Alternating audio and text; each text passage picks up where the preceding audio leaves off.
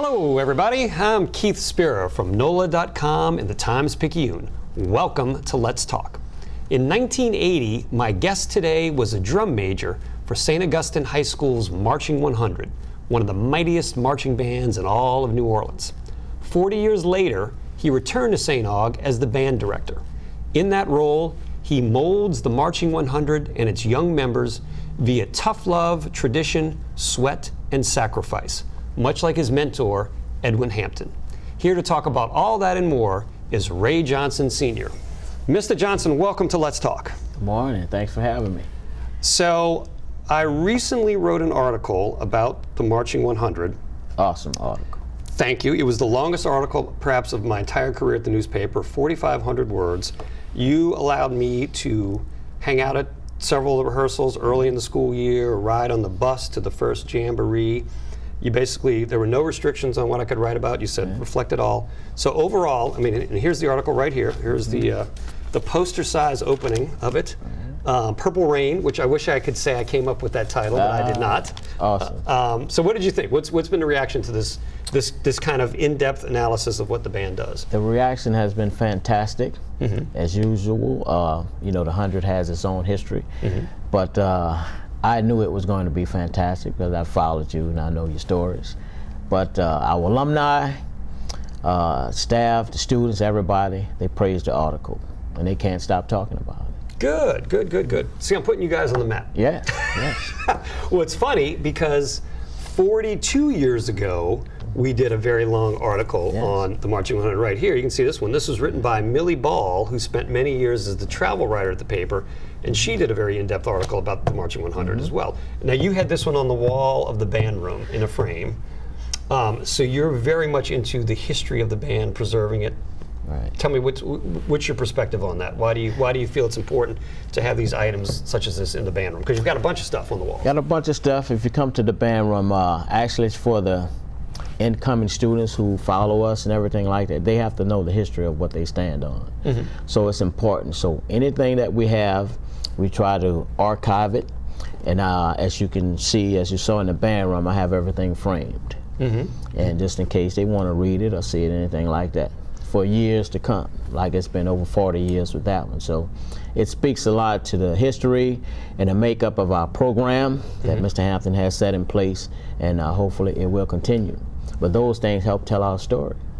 Well, and that's the thing, because the tradition of the Marching 100, I mean, that is something that's very important, obviously, that goes to that school, and it speaks highly to the values of the school. So, I mean, talk a little bit about that, about how the Marching 100 sort of exemplifies what it is that St. Aug stands for. Well, the most important thing is, and as you saw in our band room, so the school itself and the band program has a military background, but it's centered around discipline. And of course, if you have an institution where you have all men, okay, you can kind of put that in place, so to speak, almost like a military vibe. All right, but it's important because in our community, in our city and things like that, the young men's status is very important, specifically when you're training them to be leaders. So they have to understand that, and that helps them as men. But the school plays a big part, and the Marching 100 is just like a military unit, but the kids just have instruments. If we take those instruments away, they would be a military unit. Well, and I saw, you know, when I was going to some of those practices in August, when it was, you know, about 1,000 degrees outside, I mean, that discipline was very important. And you even said one day, you know, it's really hot outside, but we're going to miss too much practice if we don't go out there. So you guys are marching back and forth on the blacktop. I mean, everybody's sweating, but that's what it takes. That's what it takes. I mean, in order to be tough physically and mentally, because the underlying factors, this parents send their students to St. Augustine. Academics come first, but they have to be disciplined enough to know the difference. So they have to work for something.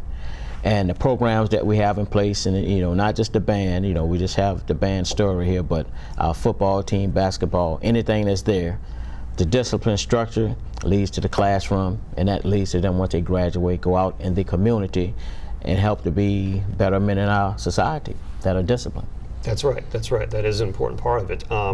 I said in the article that being in the band at St. Aug. Oh, there's a great picture of you on your bike out there. On the bicycle. On the bicycle at practice. Yes. Yeah, exactly. Okay.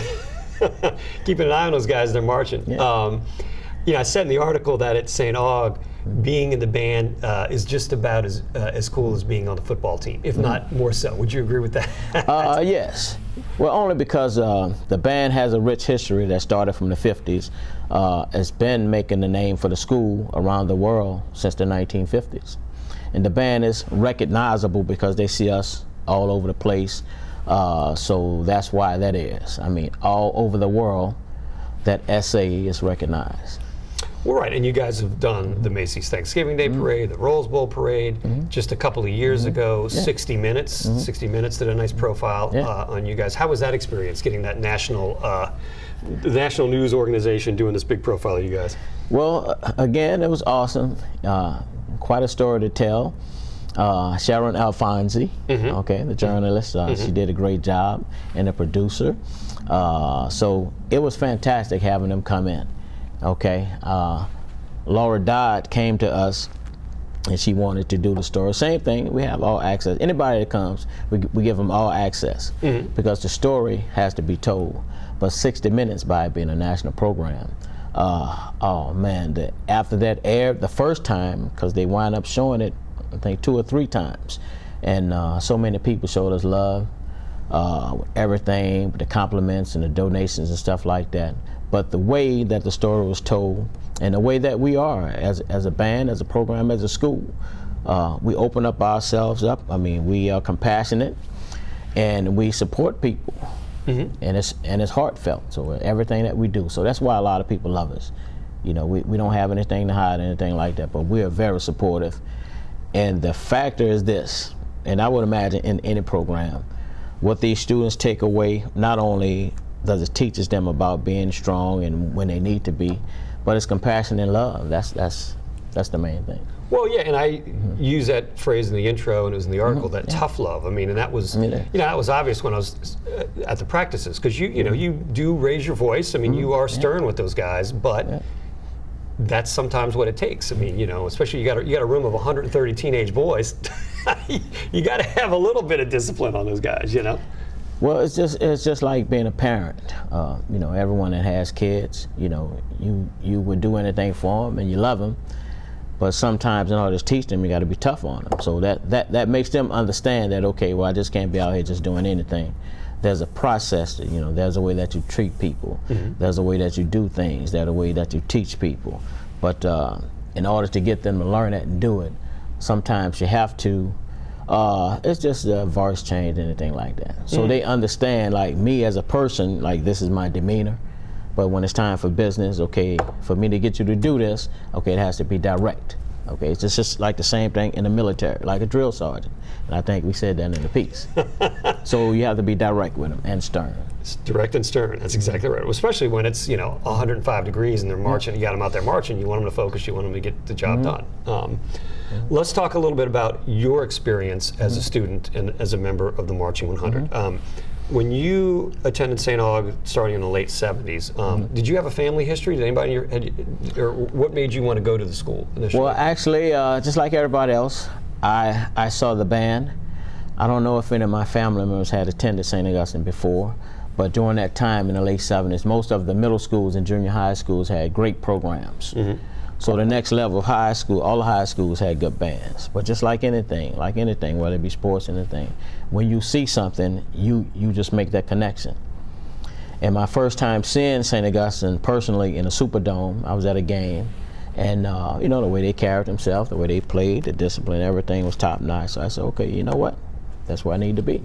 So is that a Saints game you saw him perform? It was at a St. Aug football game. A St. Aug football game. Okay, St. Aug football game. All right, so you went to that. All right, so you recognized something in that band that appealed to you then. Right. Because you played what was baritone? I played baritone horn. Baritone horn. And you were pretty good, huh? I was great. So did you audition for Edwin Hampton? And of course, Edwin Hampton, the legendary founder of the Marching 100, the man that basically made it what it is. So did you have to go audition for him to get in the band? Well, at the time I didn't audition, so our band directors, just like now, So your band directors go to the high school and they say, well, I have this kid. He's pretty good and such and such. You know, I would like him to come to your school. So I didn't meet Mr. Hampton until when I first got to the school during summer camp. And just like anything, you know, a giant sitting in his office, you know, has a history. It's, you know, somebody that you look up to and you admire their program. So he was alone in his office when I first met him. Of course, the student coming there. Had to introduce myself. I'm Ray Johnson from Woodson Junior High School. And he already knew who I was by him being the type of person who knew he needed some baritones and things like that. Okay, so you were a position that he knew he needed to fill. You wanted to have okay. What was he like as a person? I mean, was he intimidating? Was he, because you know, obviously he put this program in place. He molded it. What was he like as a person? What did you take away from him? Well, just like everyone else, you know, it's all male. So first and foremost, he was a father figure for a lot of students. I mean, that's just normal. With anything, and I would imagine if you have a good leader, because it comes down to that, in a position where you have a good leader, you respect them. I wouldn't say we feared him. It was respect.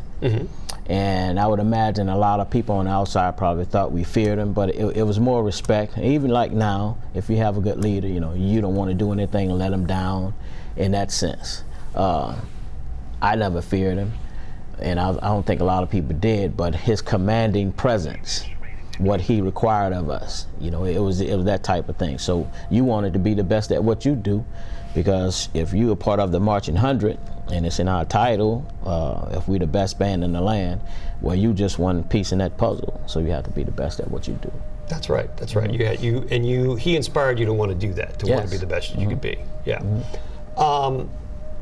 So, again, you were a pretty good horn player. You thought you were pretty good, yeah. And so you kind of worked your way up through the ranks and became a drum major. How did you applied to be drum major? You threw your hat in the ring. We had to try out, yes. Yep. Did you think you had a shot? Were you confident that you were going to make it? Well, I would imagine, I don't know how many people will say they would make it, but it's a process when you're trying out. But so my band facts that I had at the time, I was in the district band. I had made the district band. I sat first chair in that, so I was pretty good on my instrument. I was serious about what I was playing. I started marching in the drum and bugle corps in 1978 as a sophomore in high school, so that was something different. And at that time, I was the only student from our band to go participate in that. So he understood that. I think I was chosen because of my leadership and my seriousness about my dedication and discipline. I think that's why I was chosen. I don't know why he chose me, but I was a pretty good candidate. And I was surprised, just like the student that you saw. You know, same thing. You know, he didn't have a ceremony like we had, but when he called my name, just like he called everybody else's name, I was surprised, but I wasn't surprised because I knew I was qualified.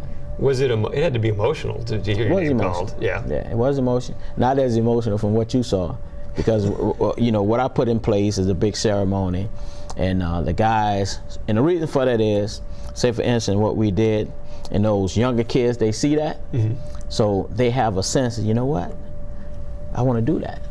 This is right, the drum major ceremony, which you allowed me to witness, where you have everybody in the room, the band room's there, you've got alumni, and then you had 19 kids competing this year to be drum major. You ended up selecting 5 ultimately.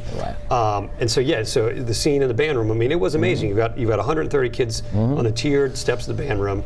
You set it up. You said, you know, not everyone can be the drum major, but these guys are the ones that are best. And then you read that first name, and the room just erupted. I mean, everyone was hugging and high-fiving. And then the young man comes down, and you have him recite an oath, and you knight him. You have a mace that you got from Germany, and you knight him. So what? There's a picture of it right there going on. Yes, that's it. So why did you institute that ceremony, the knighting ceremony? Why did you think that was important to do? Well, I thought about it. You know, being a drum major myself, I was actually from high school, and the process that I took. I was a drum major in college, and I was a drum major for the drum corps. So knowing how important that is, so that model itself, that position has a high standard, has the highest standard in the unit that you're in. So in order to make it special, and like I said, for the younger kids to see, you know, this is very important. I instituted that in a way to make them feel special and understand, okay, this is just not just some position, it's something that you work for. And that oath was put in place to let them know, okay, you signed up for this. Okay, so you're gonna have to give your all. And are drum majors perfect? No. So they're chosen and they weren't drum majors before. So we actually have to teach them how to be a drum major. Now seniors are leaders, so they made it to that point. They are the upperclassmen. So now you made it to this position. Okay, so now we have to tell you what you have to do. Because a drum major is just a student director. That's right. Yes. You asked, are drum majors perfect? You might as well ask, are teenage boys perfect? No. Because they are not. Having been one myself, I can testify to the fact. We've all been there. Yes, they are not perfect. A lot of mistakes. A lot of mistakes. Let's go back for a second to when you were a drum major. You had a terrible thing happen that could have been the end of the story, really, and it's remarkable how it all turned out. But you, I'll set it up. You guys were marching in the Bacchus Parade in 1981. A band chaperone and a plainclothes police officer on the route got into a fight. The cop pulled out a pistol, fired. Take it from there. What happened to you? Well, like anything, so that particular year, I think the pre-story should be this. So in our community, what was happening was this, and I think this part of how it happened. The bands, the marching bands, the Indians at that time. Mardi Gras Indians. Mardi Gras Indians. So we were having a problem, not so much of a problem per se with the police, but what was happening was there had been many altercations, put it like that. All right. And we definitely support our Men in Blue and our police program because we have a lot of graduates. But during that particular time, there was a lot of stuff just popping off. So I think what had happened was, the way that it happened, the way that I saw it as we were marching up the street, so our chaperones, it's their job to ask over everyone to move back so the band can come through. And there was this one gentleman just standing in the street, and so they had no way of knowing that he was a cop. He was in plain clothes. He wasn't in uniform. Right. And as we approaching, because they are in front of us, if you saw the chaperone, they in front of the band, so we're still marching. And he got into it with the chaperone. I guess he didn't want to be told anything, whatever the case may have been. So they got into it, and a scuffle ensued. So by the time, and what happened was, I guess he drew his gun, because I saw a guy do this. Once he pulled the gun, and then I hope he wasn't going to shoot the guy, but what happened was, once he put his gun like this, and the chaperone hit his gun, so then it went off. So by that time, we were like maybe 10 feet away. And so the band was playing at the time. So I saw the flash. Of course, we couldn't hear because the band is loud. So I did see the flash, didn't feel anything. So that's why, you know, in the story itself, everybody knows. So we were still marching, and then the band, all of a sudden, I see guys out of order, and I see policemen coming around, different things. So I'm saying, like, well, why y'all getting out of line? Now, knowing that still at this time, I didn't know I was shot. So I'm asking these guys. So one of the baritone players, Eric Scholes, he said, "Ray, you got blood on you." So when I looked down at my uniform, of course, it had blood on it. And then when I put my hand to my cheek like that, didn't even notice my hat was missing. And then I saw the blood. Then I started feeling it. But by that time, a detective came, and this is in the shot that they showed. The guy, he started leading me off. And they took me, they didn't wait for an ambulance, because they knew the bullet went in my cheek right here and came out the back of my neck. So, but still I was conscious, still walking. So they took me in a police car. And that's how the story that everybody here that came about, which happened. So some of the guys think it didn't happen, but it did happen. I was there. And so one of the gentlemen had me in the back seat, was giving me first aid, and the other guy was driving. And he said, "Look, I gotta cut this uniform off you." And I still had my uniform on, it was just bloody. And I said, "Hold up." I said, "My uniform got buttons on it." You know, I was still conscious and everything. And he was shocked. Shocked that you didn't want him to cut it off. Well, he was shocked that I would just had the presence of mind to say that, I would imagine. Right. But I did take it off, I unbuttoned it, and I had my senior shirt on. He did cut it, and he said, well, you're not hitting anywhere else. So they rushed me to the hospital, but at the same time, the band didn't know where I was. So there's chaos. I mean, I imagine there's all kinds of chaos going on. Yeah. And when they got back to the school, nobody knew where I was because they just took me off. So some of my classmates, some of the other fellow drum majors, so a lot of people didn't know, so they actually thought I died. Oh, jeez. Yeah, So, and this is before cell phones, obviously, so it's not like you could have called from the police car or anything else to let everybody know what's going on. Yeah. So, how did they get word that you were okay? Did somebody finally call from the hospital? Because imagine they took you, what, to Charity Hospital? They took me to Charity Hospital. Yeah. My grandfather came, who was a retired police. My mother was there, who was a retired police. Some of the people that worked there who had kids at St. Aug, they knew. And then I think Father Pavlak, so some of the priests started showing up. Okay, and then they got word back to the school. And they say, okay, well, he's in the hospital, such and such. And then the word got back to the band and stuff like that. But that particular year, so Mr. Hampton, okay, you're mad, that was that Sunday. So Monday and Tuesday they didn't march. That was the only year. I don't know if it was the fact that Mr. Hampton boycotted, but I know he didn't let them march due to what happened. But that was the only year that happened. That was the only year that they did march, like on Mardi Gras Day. Because normally they would have marched in Rex, I guess. Rex or Zulu, or well, they alternate years, right? At the Rex time, or Zulu, or? At the time, we were doing a Rex. At that time. Okay, so you would have marched in Rex on that Tuesday. Okay. So the alternate from Zulu to Rex didn't start until later. Okay. Yeah. So y'all, so this was Bacchus Sunday when it happened. Then y'all would y'all have marched Lundi Gras as well, probably with somebody? We had a parade on Monday. On Monday, and then you would have marched on Tuesday. So now that going along with what I said previously about the bands and the Mardi Gras Indians having problems, so it was just another thing. Like we were just another band. Had an altercation because that's the way it was. All these bands were fighting, a whole bunch of stuff was going on, and so Mr. Hampton said, "Okay, well we're not gonna do it." It was just the atmosphere was too charged. There was too much going on, so you let things cool off. Not march on Monday and Tuesday. Yeah. Well, so and again, you said so. Your mother was was a police officer. Is that my mother was actually part of the first female group that worked at NOPD. She started in the 1960s. Oh wow! And then my grandfather joined the force in the 1950s. Okay. So you had a family history of officers, which maybe speaks to something about your discipline as well, where you kind of get a little bit of that vibe from. Well, along with that, and some people know this, but some people don't. So when that happened to me, of course, some of my family members, they wanted to go do some stuff, but we told them not to do that because it was an accident.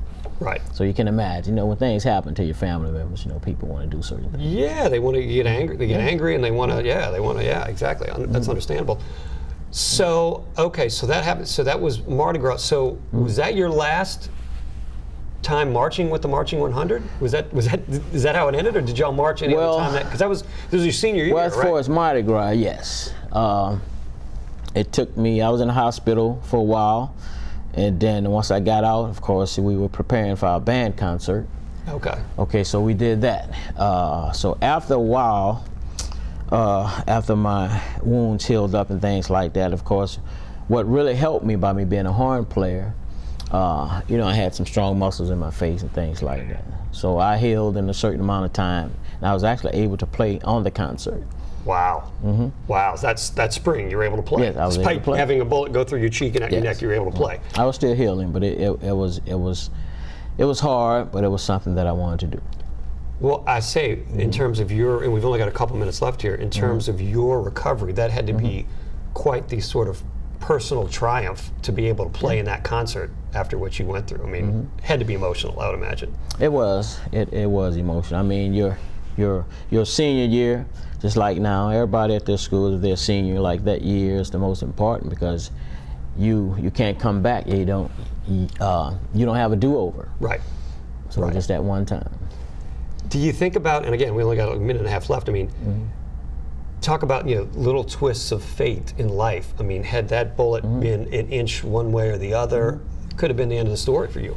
Could have been it. Well, the doctor said that. They said, you know, I was lucky, I was fortunate, you know, luckily my parents were praying for me, but those helmets save lives. That's why we get the kids. That strap helped save my life. The strap on the helmet. On the Mark 100 helmet. Yes. Really? Did it really? It deflected the bullet. Wow. Wow. So it's a warrior's helmet, and in that sense, it served its purpose. Oh my gosh. Yeah. Well, and again, you know, had that gone badly, you would not have been in a position to come back and lead the Marching 100 and mold all these young men. So I mean, that incident 40 years ago could have affected the lives of all these kids today, because you wouldn't be there to be the leader of the band. That's true, but you know, faith has a way of presenting itself, and everything happens for a reason. And so it was part of the journey? Part of the journey. To get you to where you are right now. Right. Well, I'm glad you made it. You're doing a great job with the Marching 100. Thank you. They sound great. You brought me this today as a Brother Martin Crusader. Yeah. I will still wear this with pride. People may be a little confused and think that I was in the Marching 100, which might confuse them. But you know, this is a great shirt, and I appreciate you bringing it. No, you have been a great Marching 100 supporter. And you know, this is going to go down in history, and as you know, because you know I put things up on the wall, 100 years from now, this is going to be in a band room. Well, I am honored to have that. So, well, Mr. Johnson, thank you so much for being on the show today. I've really enjoyed this conversation. It's been my honor. All right. Well, thank you to everyone for watching. I'm Keith Spera. We'll see you next time on Let's Talk.